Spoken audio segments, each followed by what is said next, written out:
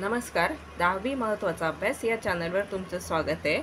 आजचा विषय गणित भाग 1. दिलेल्या पर्यायांपैकी योग्य पर्याय लिहा. या निश्चयकाची कोटी लिहा. याचं उत्तर काय रे? 2. खालीलपैकी कोणते समीकरण वर्ग समीकरण आहे? h कंसात h अधिक 5 बरोबर 2.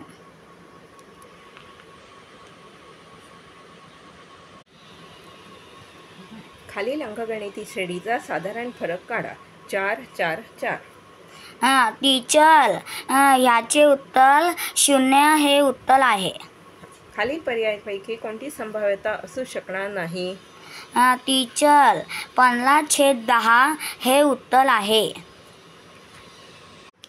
GSTIN मध्ये एकूण किती अंकाक्षरे असतात?